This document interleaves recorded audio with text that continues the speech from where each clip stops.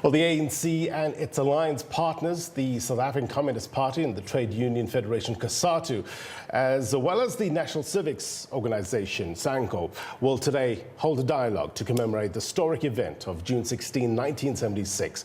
President Cyril Ramaphosa is also expected to deliver a virtual address as the ANC salutes the class of 1976 who fearlessly fought the Apartheid regime. Youth Day, as it is now known, will be commemorated tomorrow. Let's get the very latest now and bring in our reporter Samkele Maseko, who's covering the story for us at Luthuli House. Samkele, a very good morning to you. What can we expect from the president's virtual address?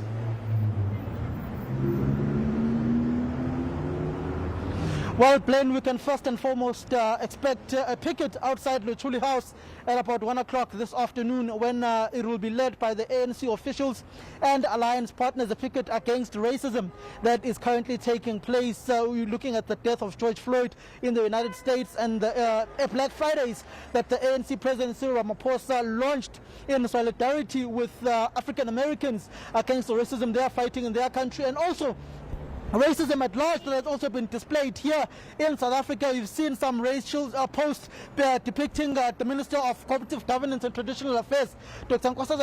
Zuma, as a monkey. So the alliance will start off with that picket at about 1 o'clock this afternoon, and then later on at about 2 o'clock, past 2, the president of the ANC and the alliance, COSATU, ANC and the SABC and SANCO, will have a virtual address here at Luthuli House at the Media Center, speaking on issues of racism in the country and commemorating the events of June 1976, when young people stood up against the apartheid government, particularly when it comes to the education that they were receiving at the time with the Soweto uprisings. And then later on, President Cyril Ramaphosa will have a virtual address with young people whom he will be engaging on the struggles of young people.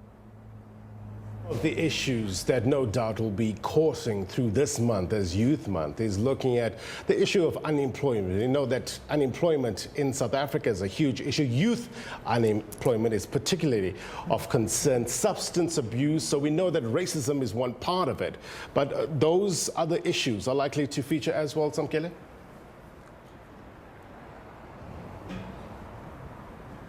Yes, indeed, Blaine. Various issues that are plaguing the youth of this country will definitely feature in the president's address.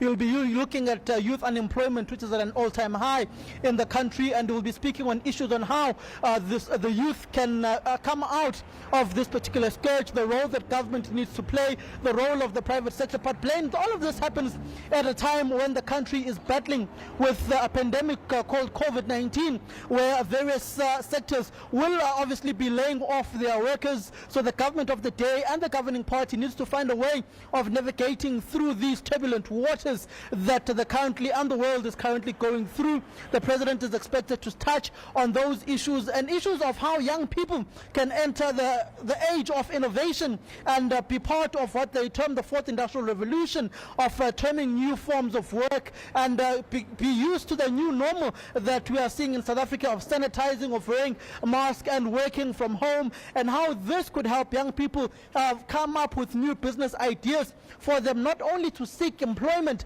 but also to create employment for themselves and to create employment for their peers as well, and also to speak on the significance of the youth in this country. He'll be drawing parallels of how the youth in the different epochs of the struggle for liberation in South Africa have played a pivotal role in rejuvenizing the various political formations and civic movements that were there in ushering a new dawn in this country when it comes to political freedom, the role that the youth played in unions of this country in order for them to be recognized and for them also to play a pivotal role in the political liberation of this country. So these are various issues that the president will be engaging on. But first and foremost, the critical issue is that of unemployment, the issue of getting youth into a form of employment. You know, you mentioned the new normal, Samkele. Do we know, I mean, normally on Youth Day, we expect the president to go to a stadium or other venue and address the nation. What's on the menu for tomorrow? Do we know as yet?